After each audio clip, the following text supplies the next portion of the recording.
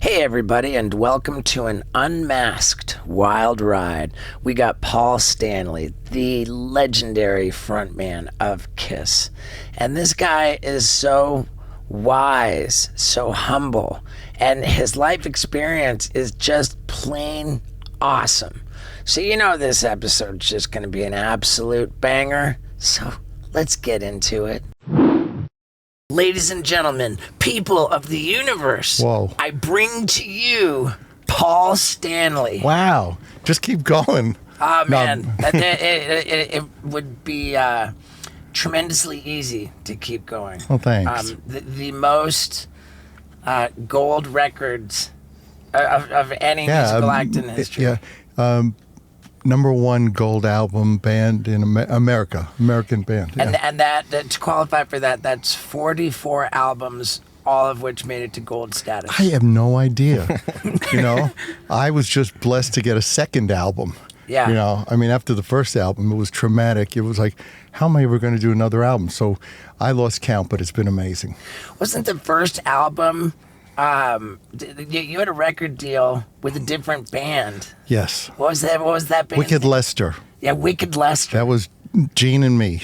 So you got a record deal with a band named Wicked Lester, yeah. and did one album, and then just got out of the contract. Well, we did the album. It never got released. It really was not a good album. We had spent about a year doing it, and we were young. We were real green, and somebody took us in the studio, and it was basically. We did the album on something called spec time. You basically, you're told when the band or the artist that's before you should be done. So you wait in the lobby, and if they're done on time, you run in and you get to work. And we would work through the night, but really the music was unfocused. It took a year to do the album by doing it like that, and if an album or if a single was out and somebody played a banjo, let's put a banjo on. And if there was one with a kazoo, hey, let's put a kazoo on. So it wasn't a great album, and Gene and I just knew it wasn't what we should do. So it seemed out of our minds, but we said we're changing, we're quitting the band because the other guys wouldn't leave the band. So we said, well, if you don't leave the band, we'll quit. So we quit, and that was Kiss. We put Kiss together. It's awesome. The Kiss was formed in 1974. The first 73. Okay. 73. And is it true that you were a taxi driver in 1971? Yes, I can show you. My taxi driver license, which I still have on my phone if I ever need another job. Aren't those expensive to get? Yeah, Are they? The medallions? Well, the medallions. Yeah, it's a sad story for people. I didn't have a medallion. I drove for a fleet. There I am. Wow. Yeah. And how long were you doing that for? Probably a couple of years off and on. It was great back then because you really didn't have to make any particular hours. You could show up. They just wanted the cars in the fleet to be out. So, I could work as long as I wanted to or as little as I wanted to. So, plus I've never been very good with bosses. So, I can tolerate somebody in the back seat for a little amount of time. Do taxi drivers make good money? Back then, you could hustle. And back then, usually there were wires underneath the car, under the dashboard for the light on top. And the way the taxi commission and the inspectors know that you have somebody in the car is the light goes out. So what we could do was we could disconnect the light under the dashboard so we could take people without putting the meter on. Yeah. And I made enough money. I just wanted guitars, and I wanted the kind of things that I needed to be in a band. So I would hustle, and it was good. The craziest thing was you get so into doing it because you're driving 9 hours a day. I remember going home and borrowing my parents' car and going into the city, and I'm driving on 6th Avenue, and somebody put their hand up, and I pulled over, and they're like, "What the fuck?" And it was time to move on. I heard a story that in 1971 you're driving a taxi past Madison Square Garden. Yeah. And Elvis was performing. Yeah. He said, "I'm going to perform there." Yeah. You gotta. Yeah. I mean, it's one thing to dream, but then you go, okay, how do I reach my dream? And it was more than I want to be something. It was like, 24/7. I was figuring out how to do it. But yeah, the story goes, and it's true, is I was driving my cab, and a couple got in, and they were going to the Garden to see Elvis Presley.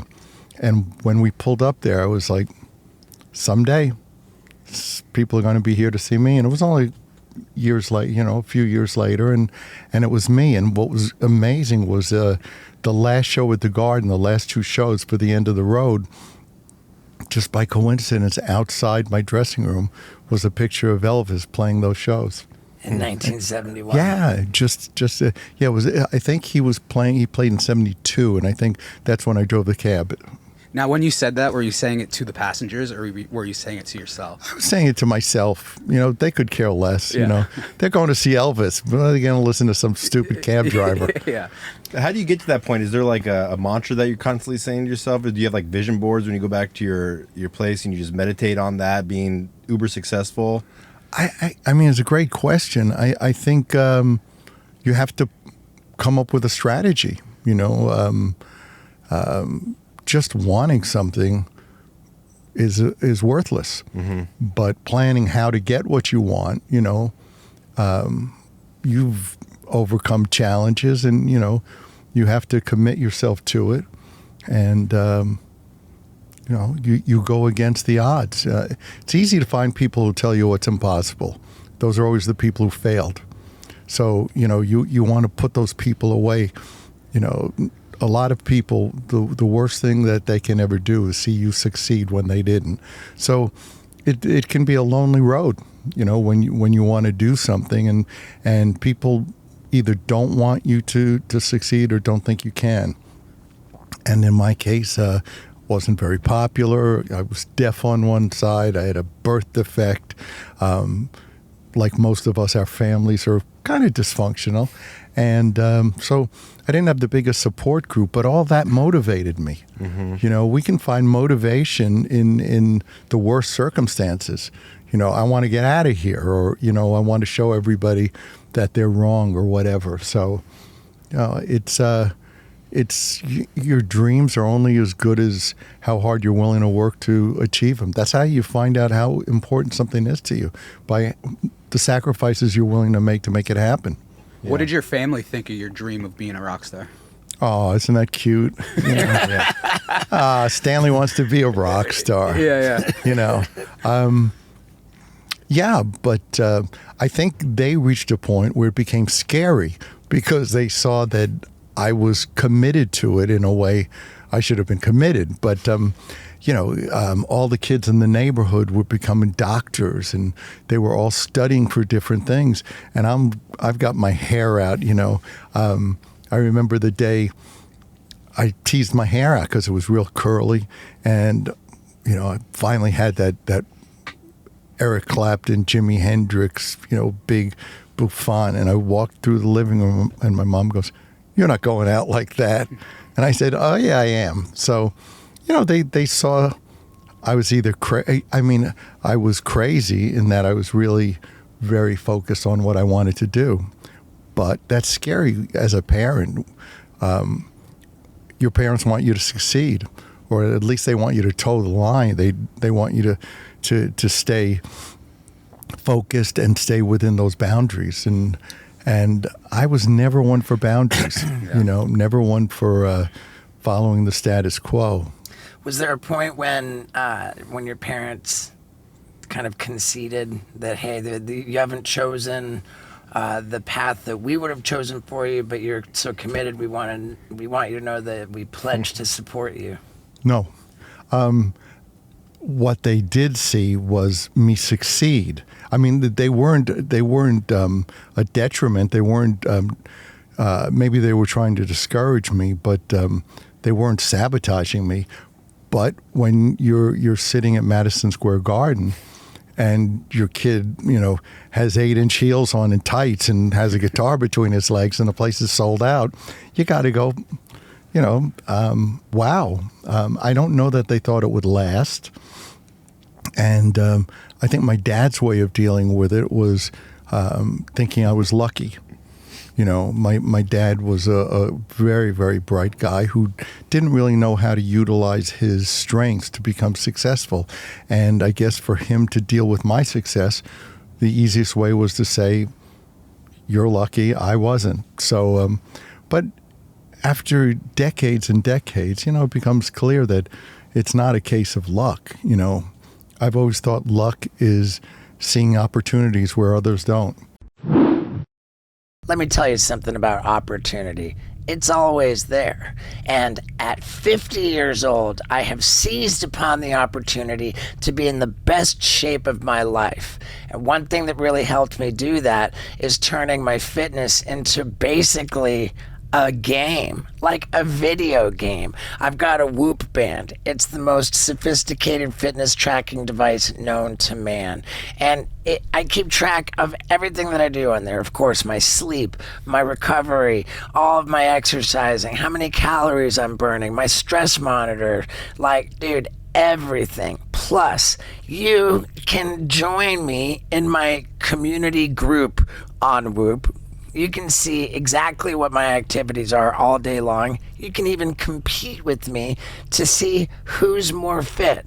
So if you already have a Whoop band, then you're going to go in the community section, hit the 3 dots, type in the code COMM-STEVO, and boom. Then you can be in my group. If you're new to Whoop, even better. You can get your Whoop band completely for free. That comes with the waterproof charger, which just slides on so you never have to take it off.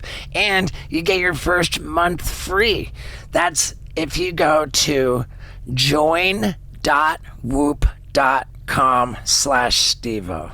First month free, Whoop band free. If you don't like it, send it back, no problem, but you're gonna love it. And we can compete in my community group. So one more time, go to join.whoop.com/Stevo to get in on this. And let's get healthy, man. Opportunities here, let's seize it. And let's get back to it. It's like two people walk into a party and one person drinks and has hors d'oeuvres and the other person sees somebody across the room and goes, that person is a producer, or that person has something to offer me. So is that luck? No, the two people were in the same place. Mm-hmm. Did you think that it was going to last in the beginning? No, but not because I didn't think it was worthwhile, but because there was no precedent. I mean, what did the Beatles last? The Beatles lasted like 7 years. So, I mean, I was hoping, and I would have felt blessed if we had 5. That's what was my goal, to have 5 years. But what happened with rock music is, as the audience got older, as long as they could still relate to you, or you could turn over the audience and bring in new people, you could continue. But it was inconceivable. I mean, the idea that you could be 71 years old and selling out Madison Square Garden or stadiums, that sounds absurd. It's so fascinating that there was no precedent. There really wasn't. Like when the Rolling Stones were maybe even 30, like 40, like, oh God, there was no. The Who, Hope I Die Before I Get Old. Yeah. All those kind of songs, nobody could conceive of it. And certainly there were bands before us that kind of broke that barrier, and we followed through. At the 5-year mark, are you making an insane amount of money, or does it just keep on steady to get you by wanting to play more? Well, it's funny because at one point when we were quite well known, I was doing an interview and this woman said to me, "What's it like to be rich and famous?" And I said, well, I can tell you what it's like to be famous, you know. Yeah, the money, I think that can be real deceptive, especially for a band, because doing what we did and what we built our reputation on was incredibly expensive.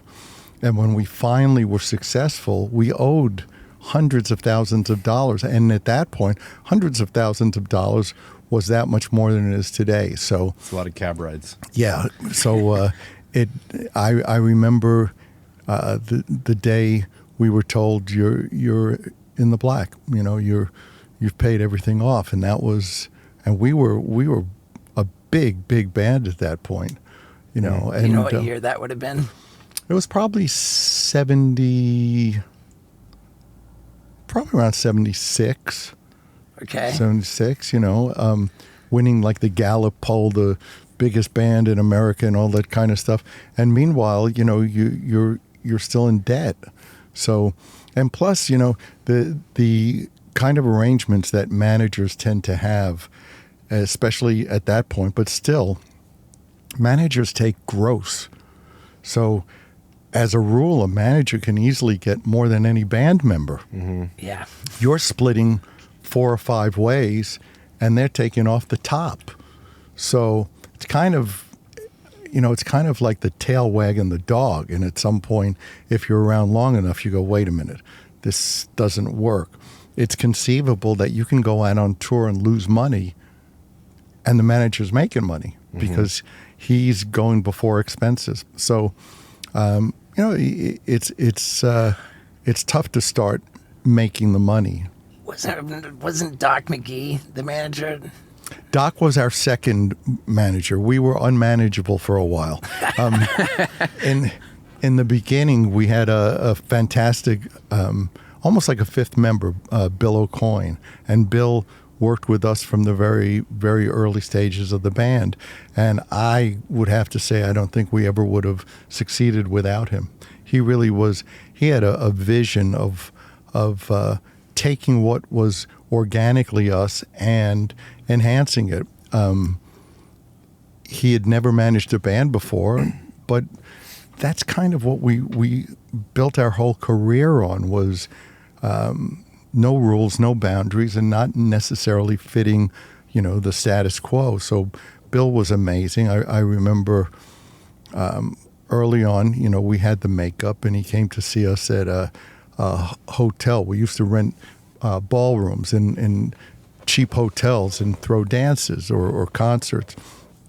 And Bill said to us when our first album was coming out, he said, you know, and you'll never be seen without makeup. And I was like, what?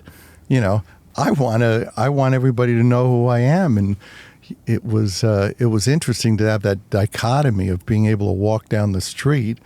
You've got like a platinum album, and basically people are looking at you and either don't know who you are. But I mean, honestly, when you're 6 foot something, you know, with long blue black hair and 8-inch heels, people are going to go, well, either the circus is in town or it's Kiss, you know. So it was, but Bill was a huge asset to the band, and we never would have lasted because there was so much volatility and difference between the characters, the personalities of the people in the band.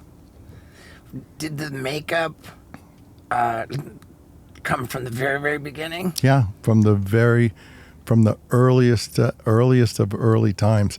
It changed a little, but the makeup was always part of, let's be the band we never saw.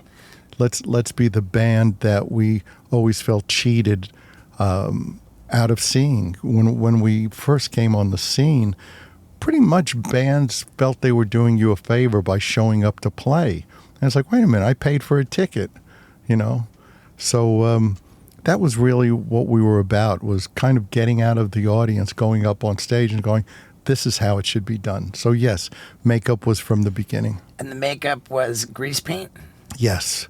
Yeah, and in the beginning, we didn't know how to do it.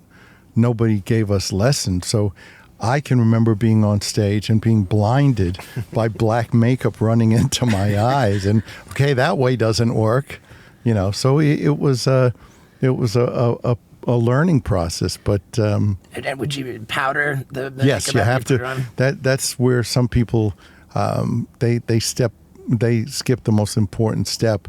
Is once you're done, or as you're doing it, you got to be powdering. Yeah.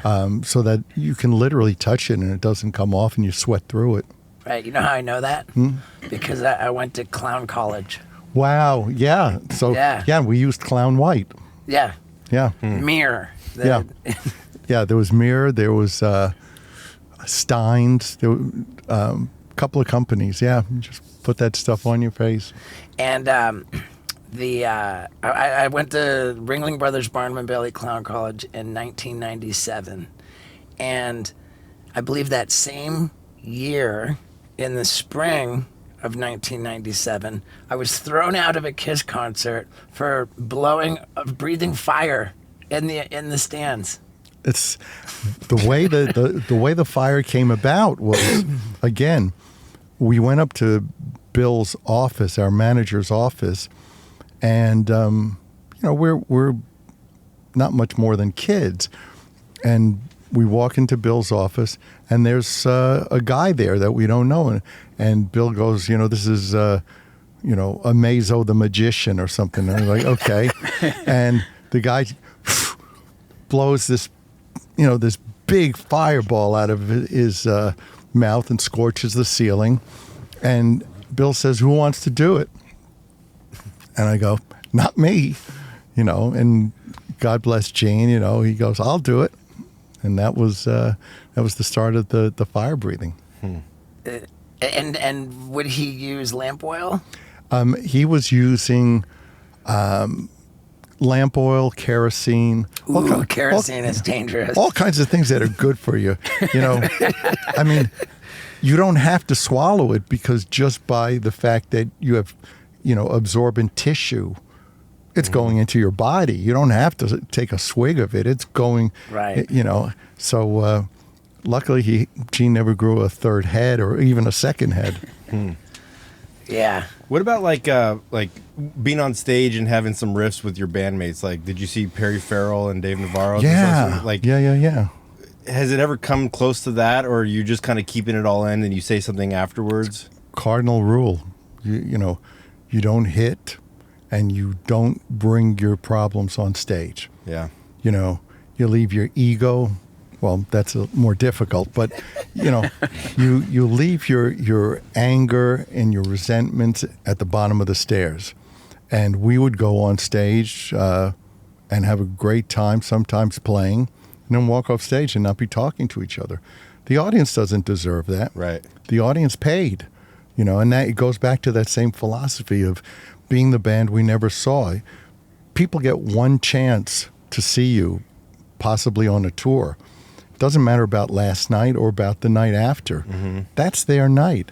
And for them to see you not interacting with your bandmate, that's kid shit, that's disrespectful to the people who paid. So, no, we would go. I mean, there was a few times where there were two people who wouldn't be talking to two other people.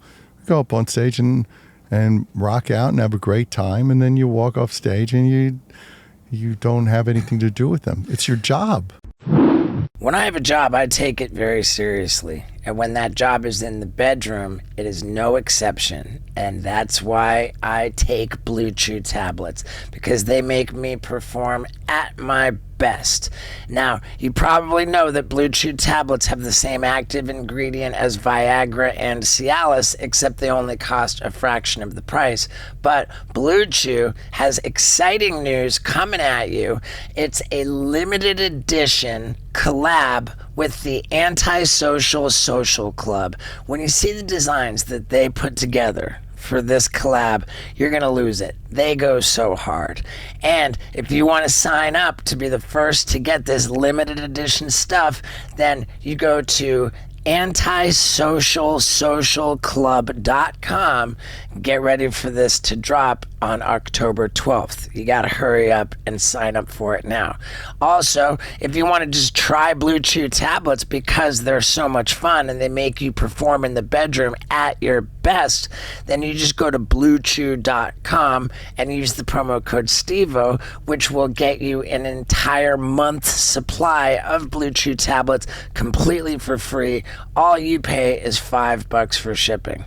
So if you've been wondering whether or not you should try it, I think it's time to try it. You go to bluechew.com, use the promo code STEVO, and one more time, go to antisocialsocialclub.com to get that limited edition collab. So, you know what to do, and let's get back to it. Yeah, it reminds me of Motley Crue with everybody on their own separate tour buses, and they don't even look at each other unless they're on stage. Really? It was like that. Maybe not, maybe not always, and maybe I think relationships improved. But yeah, I mean, and not just them. Did you guys travel around in a big 747, or did you guys have your own buses? Or yeah, we traveled around in a big station wagon. Yeah. Anyone who thinks this happened overnight, it didn't happen overnight. And in the beginning, we all shared a station wagon, and one or two guys could lay down in the back, and we could literally drive 17 hours, show up at some club, park, go into the office because they didn't have dressing rooms, go into the manager's office or whoever was in charge, put on the paint, go out, do the show, and then get back in our station wagon or go to, the Fleabag Motel. Mm-hmm. So yeah, we no, there was no 747s. Of all the guys in Kiss, would you get your makeup done more quickly because it was a little bit more simple? I got makeup done more quickly because I shut up. It's very hard. I mean, if you're animated and talking all the time, like someone who's very dear to me, it took him a long time to put on the makeup, because how can you put on makeup when your mouth's moving? Yeah. How many different designs did you have to try before landing on the one that's Wasn't there so stars on famous? both eyes at first? I think laziness. I did one star and it looked really good, and I thought that was a lot of work. I'm not doing two of those. But before that, I had, for a very short while, I had like Petey the dog from the Rascals, from the Little Rascals. I had a ring around my eye, and then I had the star. And early on, the president of the record company, for some reason, said, you're kind of effeminate on stage, and you should be more masculine. And I said, okay. And he said, so, I'm thinking about lumbering around on the stage, and I did it looked like a raccoon. I did this bandit makeup, just a black. I did that for about a month, and I went, no. I said, my face, my decision, and went back to the star. I thought I remembered that you would have a star on both eyes, but that it was so hard to make them symmetrical, like to match each other. I never made two of them. Oh, well, there you go. Never. I imagined it. I was happy to get one. I saw. Of course, with the groupies, there's not another band that's any more legendary than Kiss. And is there any competition? Oh, we had aspirations to be like, let's be like Led Zeppelin. Let's be like, I think you beat Led Zeppelin by a lot. You heard all this folklore. And then, what we saw as we were going along was bands would make up stories about what they were doing.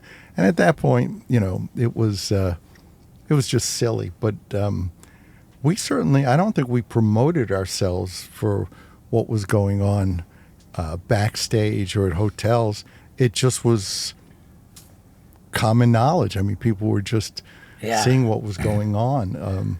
And it was terrific. It was, what a great life. I mean, it's everything that people imagine it to be and more. And interestingly, if you saw Almost Famous, Cameron Crowe's film, that's really the most accurate depiction of what it was like, because Cameron was out on tour with Zeppelin, and so it was. And the interesting thing was, for all the girls, groupies, young women, whatever they were, it was really kind of no pun intended, wholesome. I mean, they were there because they loved music, and they would travel with you. They would do your laundry. You'd go to the movies with them. It wasn't, there was nothing tawdry about it. It was companionship. It was companionship, and they loved music, and I loved them. So it was a good trade-off. Now, if you had to take a guess, as far as the groupies go, who takes the cake, you or Gene?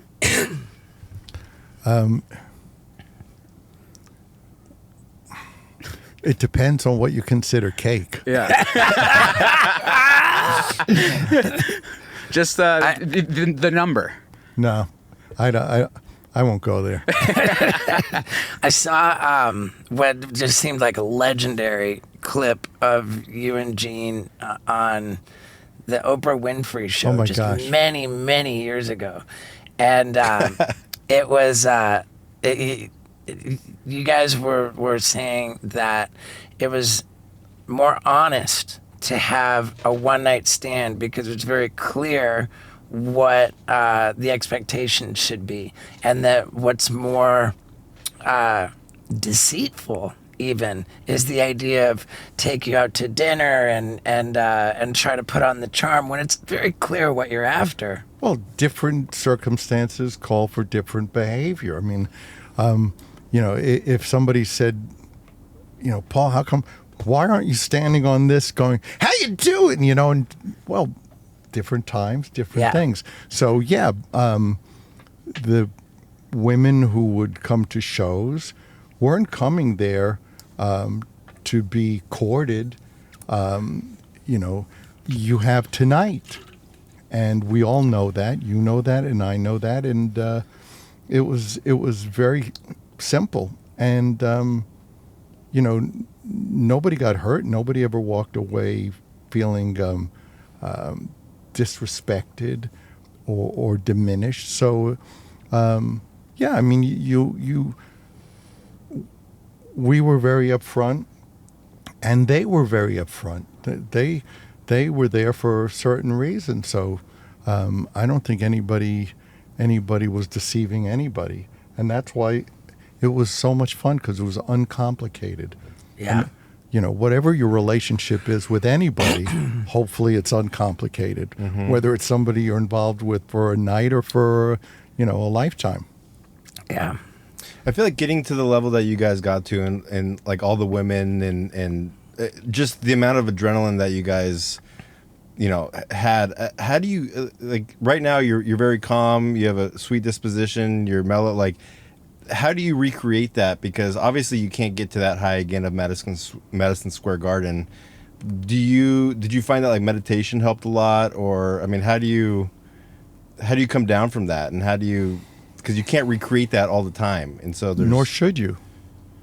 Again, what's appropriate for one place isn't for another, and I think it's real simple. At the end of the day, the only person you face is yourself. So you got to like who you see. You got to like who's in the mirror, and I think you can be true to who you are on stage and not be that person. Just like I may not be the same here as I am with someone else. And they're all parts of who we are. It's not an act, I don't believe. Not for me. It's just, it triggers, different situations trigger different sides of you. But again, ultimately it comes down to, who are you? Who are you? What's the foundation of who you are? What's the basis of who you are? Not not what you are on stage. That should be a extension. That should be a facet of who you are in general. And that sometimes takes years or a lifetime to figure out. Most people never find out. Well, at some point, some people roll up their sleeves to figure out who they are, and other people roll up their sleeves and put a needle in it.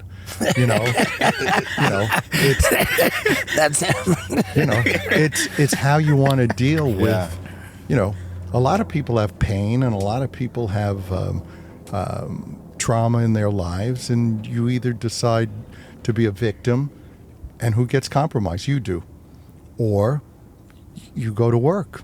You either put on boxing gloves and punch your way through it, or you put a gun in your mouth. I mean, and that gun in your mouth can be, excessive alcohol or drugs or, anything in excess is the wrong path. I think I'm going to have to push back on that a little bit, because there's no such thing as excess kisses from my sweet little moon pie. This rescue dog is amazing. But with that said, there are just certain things that are bad habits that you should drop. Plain and simple. And the best way to drop a bad habit is to replace it with a good one. And that's where today's sponsor, Fume, comes in. It is a diffusive device which flavors air. It helps you kick a bad habit by just replacing it with a good one. Flavored air. It's good for you. And I love it, man. My favorite flavor is the crisp mint. I always have this in my pocket, and I love it. Plus, you can get a free gift with your Journey Pack by going to tryfume.com and use the promo code STEVO to get a killer free gift with your Journey Pack. And why is it called the Journey Pack? Because it's how you start a journey to a happier and healthier you. So, one more time, go to tryfume.com and use the promo code STEVO. Now let's ride this baby home. I love that so much, and it like accountability is so important. I heard you say that your favorite thing about Gene is that he can admit when he's wrong. Yeah, and I don't know that he does that with everybody, but Gene and I are like, I'm blessed. Gene and I have been together since we lived at home with our parents, and who we are today is directly a response of being together all this time. We had Gene in here not long ago, and I think it's fair to say that we caught him on a day when he was maybe a little bit grumpy. Okay. But it was great. He invited us to the Rock and Brews restaurant. Okay. Good food. Yeah, and he had announced that we were all going to be there, and so there were a bunch I did hear about that. Yeah. And we had a great time, man. Gene is one of the most charitable, giving person who doesn't announce to everyone all the things he does and all the philanthropic things he does. He's my bro. Mm-hmm. It's interesting, to spend 50 plus years with somebody, and the dynamics change, and you grow. There used to be things that really bothered me about him, and then at some point you go, well, wait a minute, that's not about him, that's about me. Why does how he is bother me? It's interesting. Wow. That's not about him changing. That's about me figuring out why it bothers me.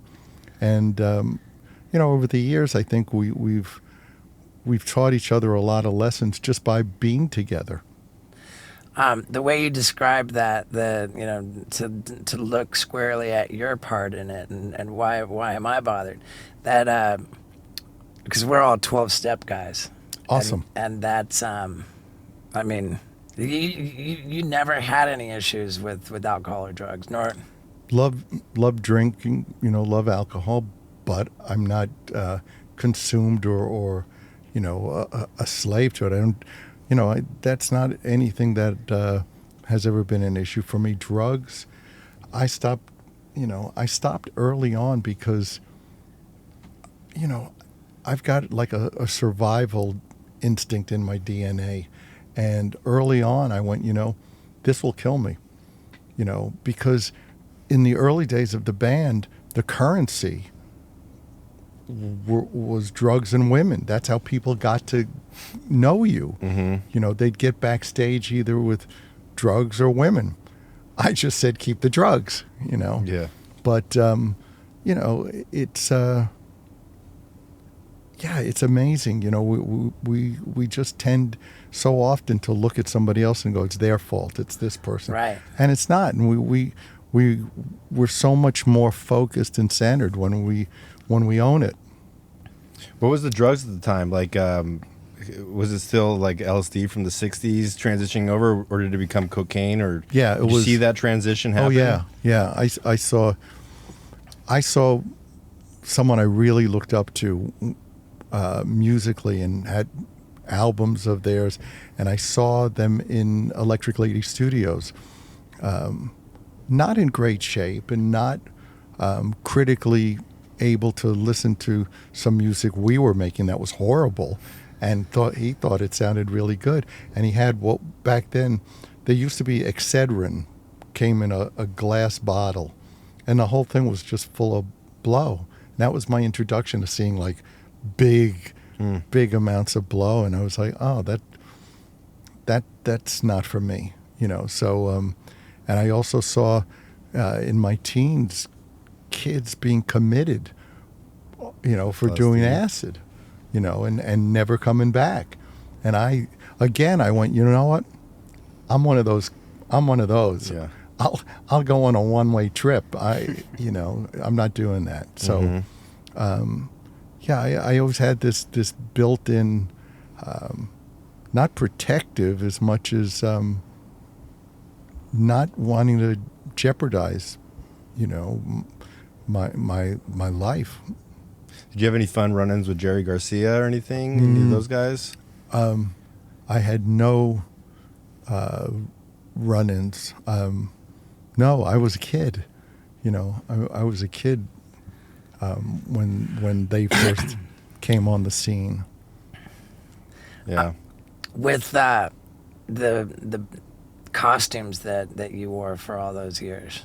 The like what was it, 8-inch stiletto? 7, 8, yeah.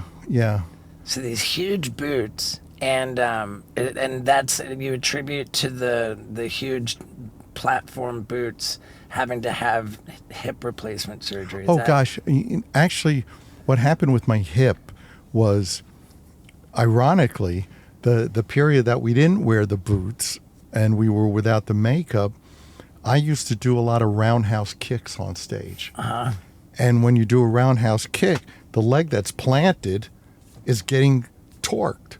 So basically, I just wore down the joint, and it was bone on bone. And I spent years, if not decades, just, it reached a point where I had to hop up on stage, to do shows when we were in makeup and the boots. And it really got debilitating. If I went shopping with my wife to a mall, I was the old guy sitting in the chair, because I couldn't walk. So it's amazing what modern medicine, man, God bless them, what they can do is just incredible.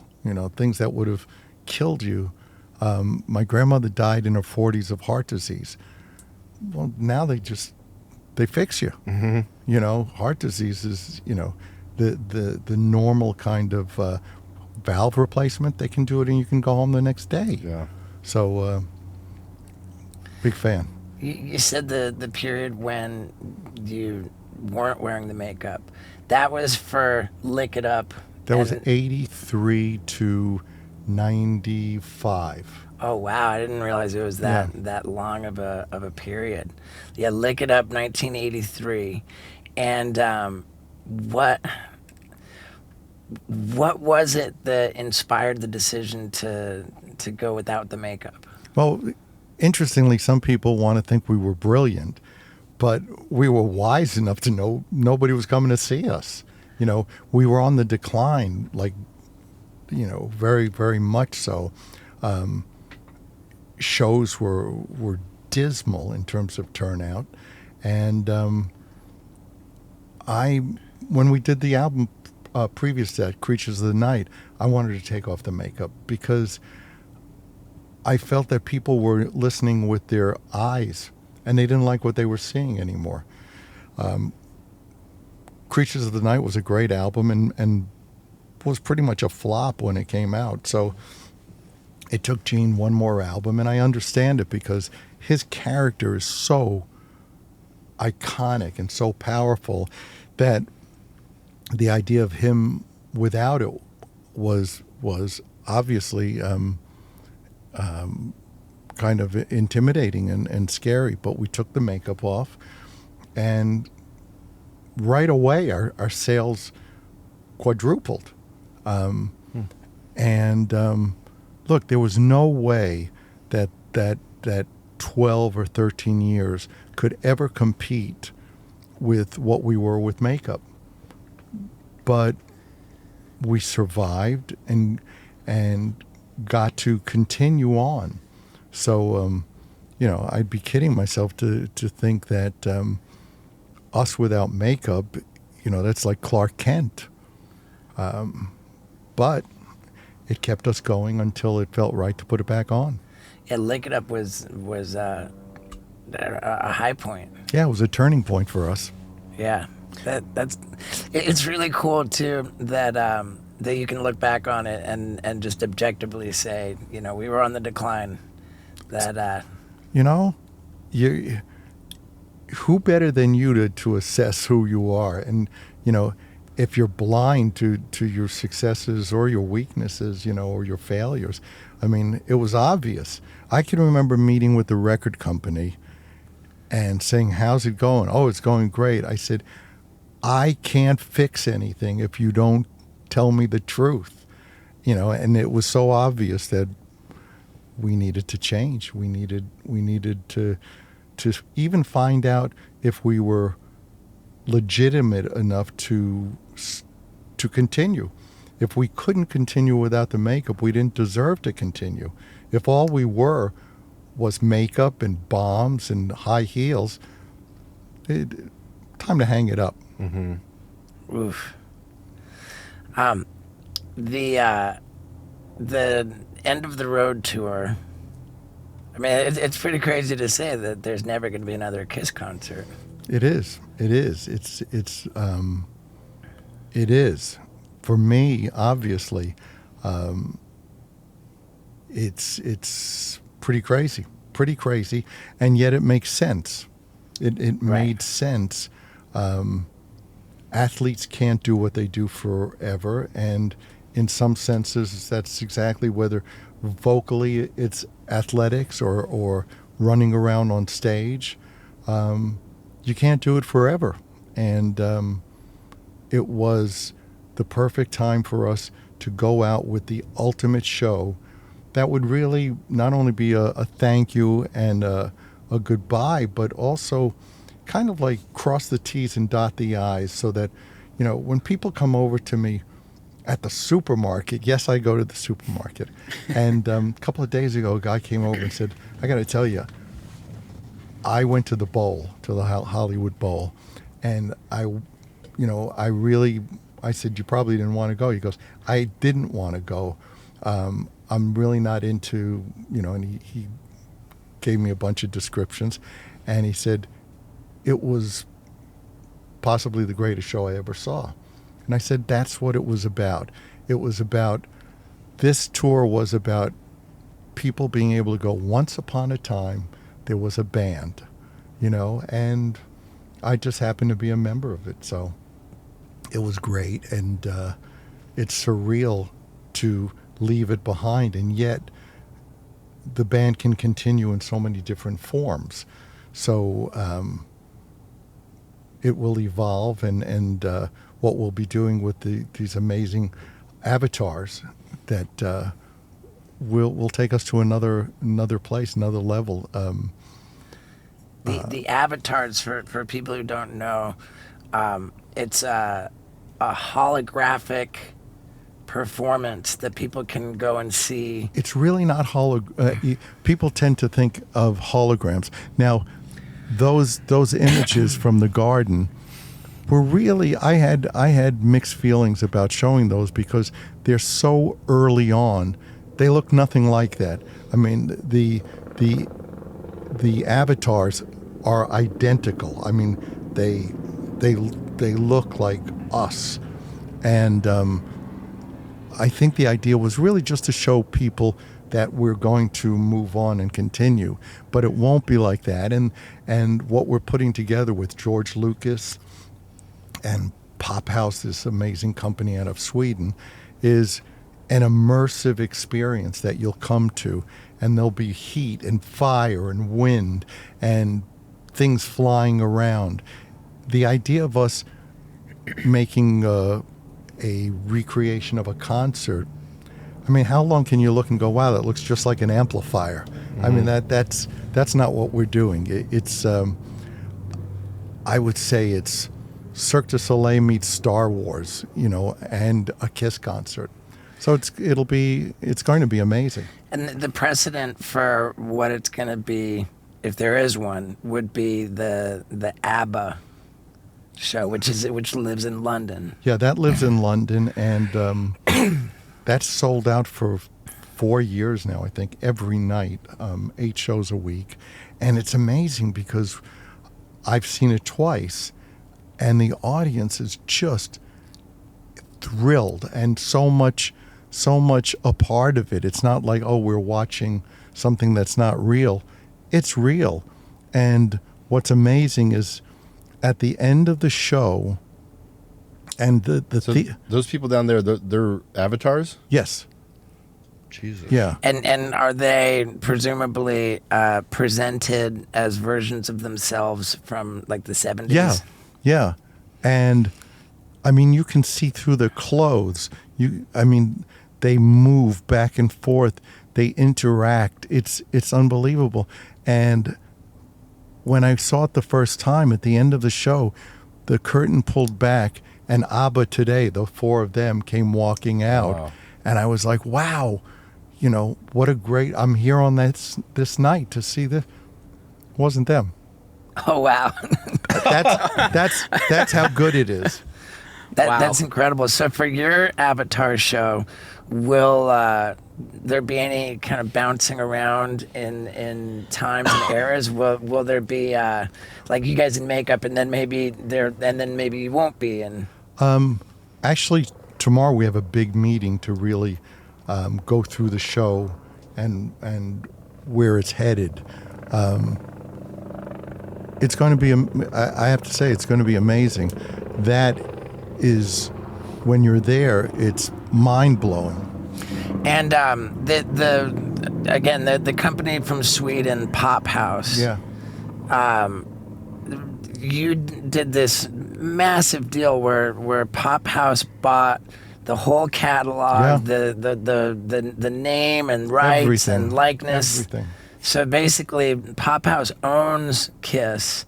They bought all the rights to everything, and presumably you could just ride off into the sunset, unconcerned with what happens, but you remain involved in. They want us involved, which is smart, and also it's a way to ensure. I hate to say purity, but a focus. Look, we got it this far, and they had no intentions of just taking it and them riding off into the sunset. They this is a collaboration, and never been done before. I mean, bands sell publishing, Right. Songwriters sell their song rights. I dare say that there's not a band I can think of where anybody wants to buy the band's likeness and logos and everything that goes with it. So I wonder. I mean, I can't imagine you guys letting go of your merchandising. It's like the merchant. Is that all with Pop House everything, too? everything. There's no royalty paid ever again. Well, there are some ancillaries, but no, we're, and you know, you have to imagine that for us to create something and nurture it through the good and the bad for 50 years, and then give it to a new. It's like, you know, it's leaving home. It's heavy. Yeah. Yeah, it's leaving home, and Well, but I'm still who I was.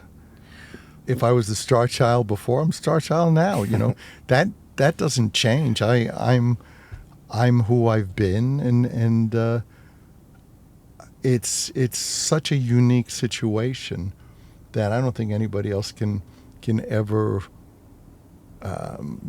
fathom the magnitude, because people have a hard time giving up their publishing. You know, that's like their babies. Well, we gave up our babies and the house and the block. yeah. Will Pop House continue to sell Kiss condoms and caskets and? Well, what they choose to, you know, they're very savvy, and the idea of Kiss merchandise is part of how people connect with us. Absolutely. At one point when we first started doing it, it was thought of as so uncool. You know, oh, you have a fan club, and you know, why do you have merchandise? We have merchandise because our fans want it. You know, we never put a gun to somebody's head and said you got to buy something, but people want to align themselves, and it's part of a uniform almost. Is there an estimate for how many people are actually buried in Kiss caskets? I couldn't say, but I guess it's how many get sold, but you don't know if they bought it for. well, you know, Dime is Right. buried. Yeah. Dime Oh wow. is buried. God bless him. They used to tour with us, and that's what he wanted. So that's Man. that's amazing. I think that, you know, in a big picture sense, when you've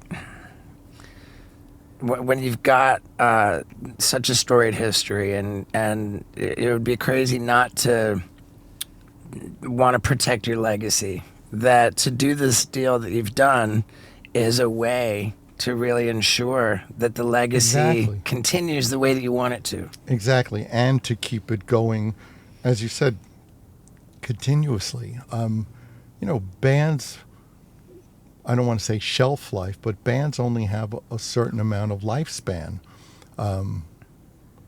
Certain bands certainly live on through their music. What are we listening to inside? Zeppelin, you know, or the Beatles. But Kiss is so unique to keep it at the level we want it to be, and for the personas to live on. This was a great way to do it. I had no thoughts of selling publishing. That didn't appeal to me. But this is kind of like finding, I don't want to say foster parents, but, you know, we researched and did our due diligence and our homework, and spent a lot of time with Pop House also. And they're great people and totally understand what we are and what we're doing and what we want to be. The deal with Netflix for there to be a biopic movie about Kiss, which I understand is very much in the works. Yeah, They're yeah. casting it. The wheels are in motion. Yes. Did the deal with Netflix precede the deal with Pop House? Both deals were going on for quite a while. I think it's rare that things just get written on a paper napkin in Right. a restaurant. So both of those things have been going for a long time. And as far as a film, look, we could have done a film years and years ago, but you get one chance. Right. And I'd rather not do one than do a bad one. Right. So, we all remember Kiss Meets the Phantom. And so, yeah, it's the people who we connect with and who've gotten us to this stage are people that we've spent a lot of time with and respect and have a lot of faith in. I find myself just sort of sorting it out in my mind, where I think, oh, Pop House did the deal with the catalog and the rights, the likeness, but are they gonna be salty about a Netflix deal? When of course not. If you look at what the Netflix Motley Crue movie, The Dirt, did to resurrect that band. I mean, they had done their farewell tour. Well, look at Queen. Yeah. I think it's certainly a chance to elevate who you are and what you've done. So it's all there's symbiosis, there's synchronicity. They all work together to to take the band to the next step. Yeah, whether or not Pop House is involved in the Netflix deal is beside the point, because what a Kiss movie on Netflix stands to do for the business that Pop House is going to do. Well, it's all connected at this point, and everybody has the same goal in mind, which is to see those four guys live eternally. Are those avatars, or is that That's really, us. That's really you guys posing? That's us in all our glory and beauty. It's crazy. You can't even tell the difference anymore. No. My favorite Kiss merchandise, assuming that it is actually merchandise, the triathlon bicycle. Yeah, I had one. Yeah, that's a amazing bike. Not something you could ride all. Actually, I'm going today. I have 3 bikes, and I'm going to buy a new bike later today. But yeah, that was amazing. You can lift it up with one finger. Wow. I say that because I'm quite passionate about cycling, and I saw the can you explain what the 26 Club is? Was that just a random one-off thing that you wrote? I wrote about that because everyone talks about the 27 Club, which is all the musicians who died at 27. And I said, yeah, I'm a member of the 26 Club, because usually a couple of times a week, I ride my bike for 26 miles, just along a certain path, because I'm a creature of habit. If I like doing something, my workout is the workout I've done for ages, and the ride I take is the ride I like to take. So saying the 26 Club, I said, no, I'm not the 27 Club. I'm the 26 Club. And that's just because you routinely ride 26 miles. Yeah. And do you document the rides with I usually take photos and post them. They're usually on the internet. That bike. Second from the left. Yeah, the second from the left. That bike was about 30 years old, and I had to dust it off and get it working. So that was my first bike, and then it was all from there.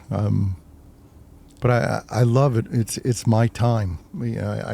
I don't really ride with anyone else. I just want, it's my Zen time. It's time to listen to some music and just be one with nature. Yeah. And there's no fitness tracking device where you document the miles per hour and the heartbeat. And I'm usually curious. I guess I average about 20 miles an hour. Oh wow, that's insanely fast. 18 to 20, and as far as fitness, if my pants get tight, then I need to go further. Yeah, right. But I don't think there's anything at this point in my life. I mean, the idea of I have a couple of like off-road like mountain bikes, and the idea of jumping tree stumps at my age is suicide. I'm right there with you. You know, it's like people go, "Oh, come on, go riding with me." You know, we go through trees and stuff, and I'm going, "No, I know when I pushed my limits, and I'm done pushing my limits." Yeah. Again, I'm right there with you. Has it been a struggle at all to stay slim? I've heard you say that nobody wants to see a fat guy rock star in yeah. tights. Yeah. I don't think there's anything wrong with being vain. You know, narcissism's a different thing. That's why Narcissus fell into the water, because, you know, he was looking at his face all the time. But I think vanity is a good thing. It's not consuming. It just allows you you feel better when you look better, and you look better. You know, it's all very much a circle. So, Right. You know, I don't do it for any other reason except it makes me feel good. Were it for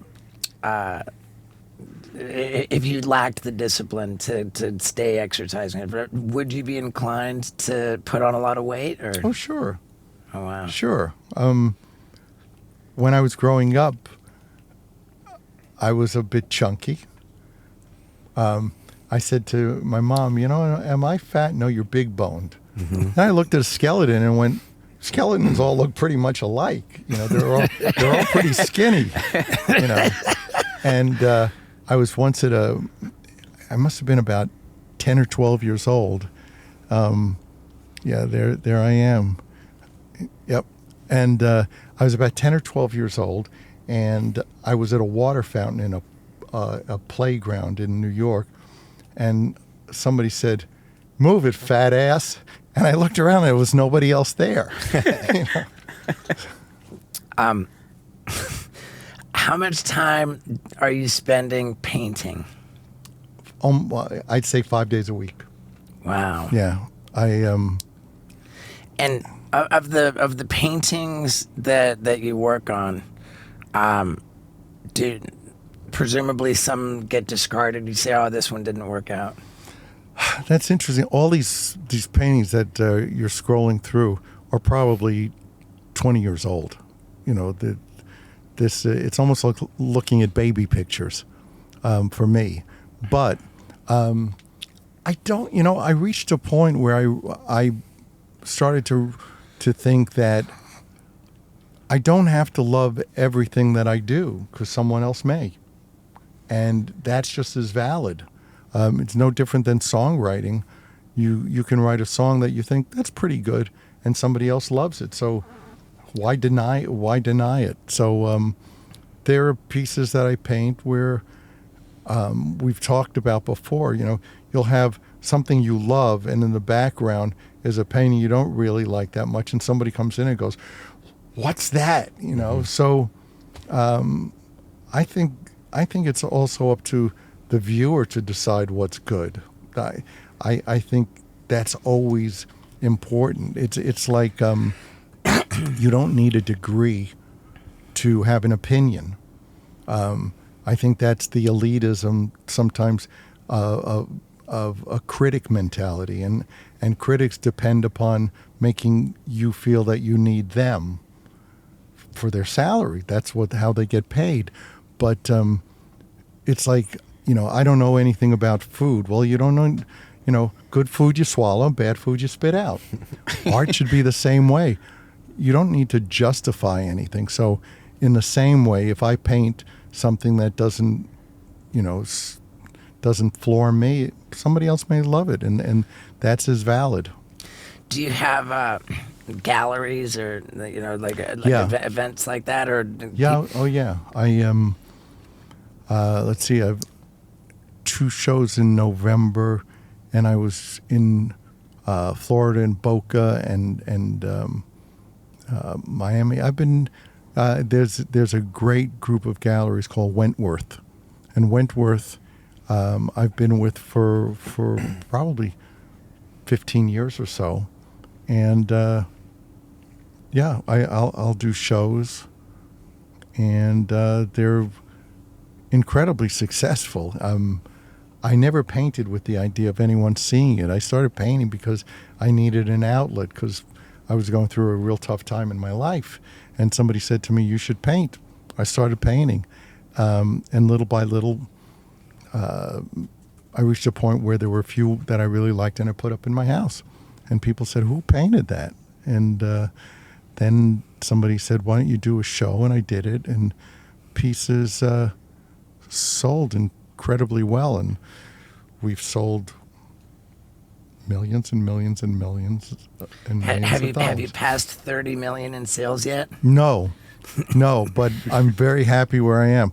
Inching towards it, huh? Like Yes, I would have to say that, if credibility comes from being a starving artist, I will never have that credibility because I am not starving. Yeah. And there's no. It's beautiful that you say that, and to be so fortunate and have, such success with all the art. Super important to you that you've got your philanthropy to give back. Yeah, I think that giving back and charity isn't an option. It's something that we owe it, to society and to our lives to give to other people. Mm-hmm. It also, if done properly, if it done in the right spirit, makes you feel good. You change the world by how you see the world and what you do for the world. And certainly there were times in my life where I didn't quite see that, but it's amazing to reach a point where you understand that giving is a gift to everyone. Yeah, I think it's a spiritual law that the way we treat others is a reflection of how we feel about ourselves. And I think that you can engineer the way that you feel about yourself to improve by being deliberate to help others. And there's nothing wrong with doing something and then being able to say, I'm a good person. Yeah. We call it building self-esteem through esteemable acts. Right on. I'm with you. You get nothing like this. That's how you get stuff. It seems so elementary and so obvious, and it's lost on some people that you will enjoy life more, and life will seem richer and more meaningful if you're kind and give to other people. Mm-hmm. I was just going to say it all comes back to you, and that sounds so cliche, but some cliches are just the most basic truth. Yeah, I agree. I hate being Yoda, but that's me. Back to the Avatar situation. Is it clear where this Avatar show will take place? Yeah. It's such a complex technology. It's not something this week it's in Kansas and the next week it doesn't work like that. You literally have to build the surrounding. You have to build the arena, so to speak. Sure. So Makes Vegas, sense. 2027, and looks like another one also outside of the U.S. So it's going to be, I'm telling you, it's going to be mind-boggling. Is there going to be a venue built for it specifically? Yeah. And is it going to be at like one particular casino hotel? Well, it will be in the area of all the casino hotels. It won't be inside any of them. Oh, so it's going to be independent of looks very much like it's a freestanding building. Wow. I just attended this Sphere event, the UFC thing. It was really something else. The Sphere is, I have two sets of feelings about the Sphere. It's almost like a rave because the band is so secondary. I mean, just looking at the photos that you're showing, the band plays on a postage stamp, and nobody's looking at the band. Everybody is looking at the venue. Yeah. At the venue. That's okay, but you don't need the band. When I was growing up, we had something called Laserium, and it was a laser show, not unlike this, but in a much more primitive. And it was either Zeppelin or Pink Floyd. Mm-hmm. You didn't need those bands there. It was music that was enhancing a show, a light show. So with the band being as little as it is in this, in the Sphere, I don't know that it makes that big a difference. There are some shows, raves that are going on where the technology is just mind-boggling what they're doing. So technology, is amazing. But the band is, I think, rather secondary. That's a fair assessment. I feel like we should let you go soon, but what I really want to know, I feel compelled to ask you, what outside of KISS, outside of all the stuff that you work on, like what are you a fan of? Like what types of stuff do you consume as a fan? Like true crime, like documentaries, dramas. I was just thinking yesterday, I'm on my phone a lot, but I'm on my phone reading newspapers. I'm fascinated by the world. I'm probably a little demoralized by the world, but I think it's important to know. There's so much that I don't know, but I like to stay up on current events and what's going on. And there were some TV shows that I'm not big. I got burned watching Lost for 25 years or whatever it was. Yeah, 130 episodes. Well, what a sucker. What suckers we all were. Mm-hmm. Because when the theories that everybody came up with were way better than what turned out. Mm-hmm. So when it ended, it kind of left a bad taste in my mouth. So the idea of investing in like years of a show, that's not going to happen. I mean, Breaking Bad was amazing. Mm-hmm. And I really liked the morning show. But other than that, once in a while, I'll see a show and go, I smell Lost. And I go, that's not for me. What was that one about an airplane? Yellow Jackets? No, the plane that went missing and shows up and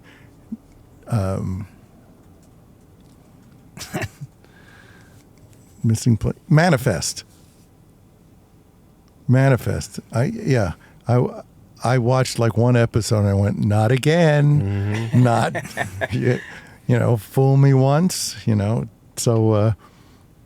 So that's something I love. I love reading online. I think that's probably the best thing that's come out of the internet because, the internet is also a place for incredible hatred.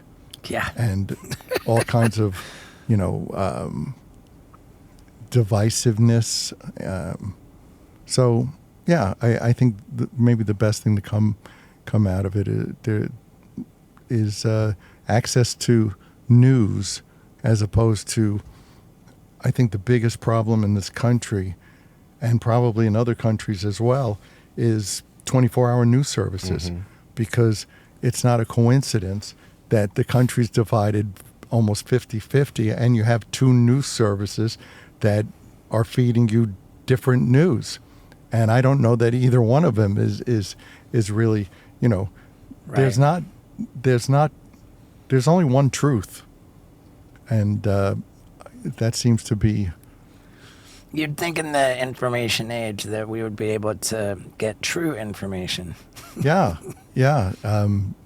So that's amazing. But riding my bike is great. Playing the guitar, painting, cooking, and my family. Yeah. Do you have pets? We have 2 dogs. Yeah. And I'm a lucky son of a bitch. I mean, I've got an amazing family and amazing life. And part of having an amazing life comes from being open Yeah. to things that you might not have been. I mean, in my life, I've learned to say, not why, but why not? There's so many possibilities, and you have to give yourself a chance. At this point, travel is a big thing for me. There's so much traveling to do. People say, have you you've been here? And I go, yeah, well, I know the hotel. Yeah. So yeah, it's, I'm blessed. I'm blessed with a great wife and Good health. good health. And I did one of those scans last week. Scary. Yeah, but What's the scan? they scan you an MRI from head to toe, and they'll just see if anything's going on that Wow. that can be an issue. And my dad made it to 101, and if we could have cut his head off and put it on another body, he'd be good for another 100 years. The guy was sharp as a tack. So my life is blessed, and I want to make the most of it. Yeah. Well, man, what an honor and what a treat. I've really enjoyed speaking with you. Likewise, I commend all of you. It's life is ultimately what we make of it, and it's not always easy, but that's a choice that gives you the life that you deserve. Yeah. Is there anything? You've got your About Face charity. I haven't worked with About Face for quite a while. About Okay. Face is a great group in Canada that works with children with facial differences, and I spent some time with them, not for any other reason except to support them and let them know life is tough, but it can work, and it's not always fair. And there's my band's Soul Station, which is something I love doing. Yeah, this is the rhythm and blues. Yeah, doing Motown and Philly soul and my stuff. And is there a tour schedule that we can? I need to now that I'm kind of settled and the cyclone around me has stopped. I will put together a bunch of dates and we'll go out and play. Oh, good. And is there anything else that we can direct any traffic to? No, just, be good to each other, we're more alike than we are different, and difference of opinions don't make enemies. You can respect somebody else's opinion without seeing them as, the enemy or somebody that's a threat to you. I think that there's too much black and white in the world now. There's room for gray. I love it. And thank you. My pleasure. Now, if I had to say which KISS member I enjoyed more in the van, I'm going with Paul Stanley. What a great guy, huh? And that's not to say Gene Simmons is a bad guy. I just think we caught him on a grumpy day. And Paul Stanley, not the case, man. He was a pure joy. I hope you enjoyed that episode as much as I did. And I hope you're having a great day. And that you know how much I appreciate you for sticking around to the end of the episode. My wonderful street team. Thank you. Yeah, dude.